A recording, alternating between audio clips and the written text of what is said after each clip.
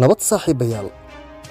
ku soo dhawaada barnaamij kooban oo aan diiradda ku saari doono hadduu Allaha uu dilo ogolaado sida loo ilaaliyo amniga madaxweynayaasha caalamka walibana anigoo diiradda si gooni ah u saari doono dhowr madaxweyne uu ka mid ka yahay madaxweynaha dalka Ruushka Vladimir Putin iyo madaxweynaha dalka Kenya Uhuru Kenyatta iyo madaxweynaha dalka Soomaaliya Maxamed Cabdillaahi Farmaajo inta aan mawduuca barnaamijkan u guda gelin fadlan waxaa iga xasuusinaa haddii ay tahay marka kugu horeysa aragto Fogaan Arag TV inaad filowna soo dhaxdo oo like saarto iskuna day inaad sii share garayso muuqaalka si uu gaaro saaxiibo sida adigoo kale wanaagsan Ramadaan Kariim mid ka mid ah shaqooyinka ugu halista badan ee adduunka waa in la qabto xilka madaxweynaha meelaha qaarna waxayba ka tahay jagada ugu khatarta badan maadaama ay tahay mid xasaasi ah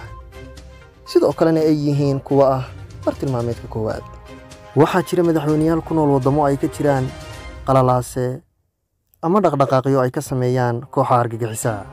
dalalka qaarna waxaaba ka dhaca mudaharaadyo loogu soo horjeedo hoggaanka dawladda oo uu ugu horeeyo madaxweynaha sida wadamo ka mid ah Carabta iyo Afrika bishii July ee sanadkii la soo dhaafay madaxweynaha ku meel gaarka ah ee dalka Mali Corneille Assimi Goïta ayaa ka badbaaday isku daydil oo la damacsanaa xilli uu ku tukanayay masaajid weerarkaasi fashilmay waxa uu daba socday afgambi ka dhacay dalkaasi isla bishaas gudaheeda waxa la dilay madaxweynihii dalka Haiti Jovenel Moïse kaasoo dilkiisa uu ilaa hadda yahay dhacdo aan xog badan laga haynin waa sifal tusaale u ah khatarta ay wajahayaan madaxweynayaasha caalamka haddaba sidee loo sugaa amniga madaxweynayaasha khatarta ku jira ee uu ka mid ka yahay madaxweynaha Soomaaliya Maxamed Cabdillaahi Farmaajo marka laga soo tago waardiyaasha khaaska ah ee madaxweynaha daba taagan waxaa jira koox kale oo u xilsaaran amniga hogaamiyaha kuwaas oo inta badan ka socda waaxda sirdoonka xirfadda ciidanka sirdoonka iyo xogta ay helaan ayaa aasaas u ah badbaadinta nolosha madaxweyne kasta oo xil haya inta badan wadamada caalamka waxay ilaalinta amniga hogaamiyaasha ugu sareeya ku wareejiyaan taliska sirdoonka kuwaas oo si saadaalin kara khatarta ku soo food leh madaxweynaha tusaale ahaan sirdoonka dalka Mareykanka ayaa gacanta ku hayay difaaca madaxweynayaasha wadankaas tan iyo sanadkii 1901 kadib markii dil loo geystay William McKinley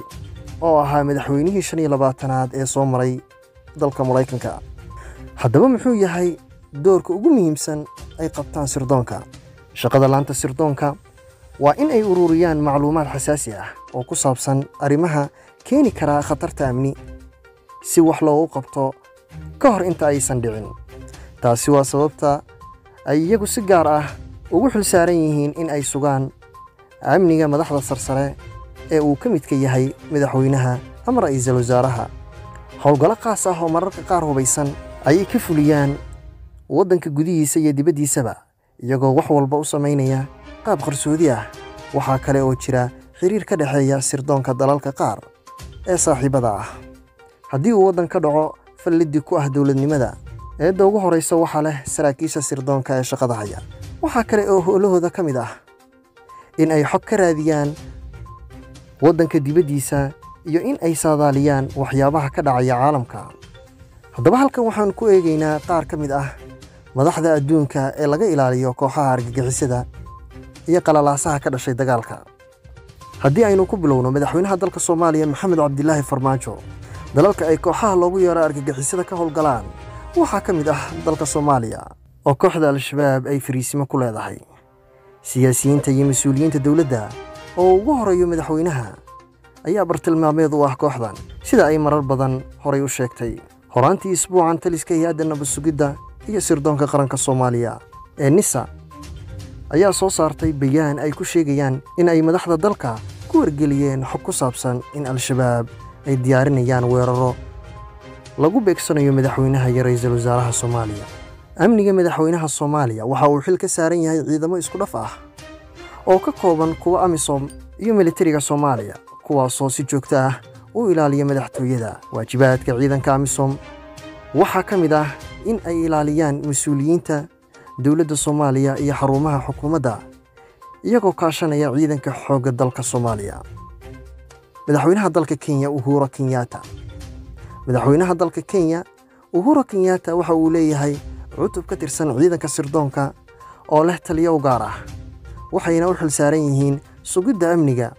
madaxweynaha iyo qoyskiisa. Waddankan ayaa sidoo kale hay-addiisa amniga mid ka mid ah ay ka dhigtay laanta la dagaalanka argagixisada, kuwaasoo hawshoodu ay tahay in ay la socdaan dhaqdhaqaaqyada kooxaha khalkhalka gelinaya amniga. Kooxda Al-Shabaab ayaa Kenya marar badan ka fulisay weeraro waaweyn, waxayna ku goodiyeen in ay sii wadi doonaan falalkooda ka dhanka ah amniga dalka Kenya. Madaxweynaha dalka Ruushka Vladimir Putin markii uu bilowday dagaalka Ruushka uu ku qaaday dalka Ukraine, waxaa durbadiiba sare loo qaaday amniga madaxweynaha Vladimir Putin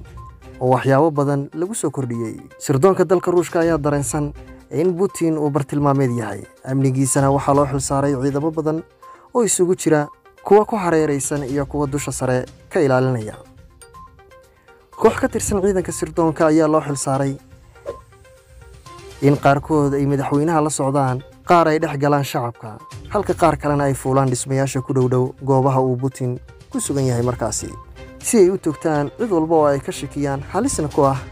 nafta madaxweynaha. Sidoo kale waxaa laga ilaaliyaa madaxweynaha dalka Ruushka Vladimir Putin in cuntada iyo cabitaankaba sun loogu daro. Waxaana sidoo kale mamnuuc ah in Putin uu isticmaalo taleefanada casriga ah si uusan dib ugu soo gaarin weerarna loogu soo qaadin dhanka internetka. Waa hagaag saaxiibayaal, intaas waxaan ku soo afmeerayaa barnaamijkii koobnaa ee aan kaga hadlaynay qaar ka mid ah madaxweynayaasha dalalka caalamka sida amnigooda loo ilaaliyo, welibana inagoo diiradda ku saaraynay waddamada ay khalalaasaha dagaal ka aloolsan yihiin amaba ay ka jiraan kooxaha argagixisada. haddii aad ka heshay muuqaalkan, fadlan nagu dhiirigeli like iyo follow,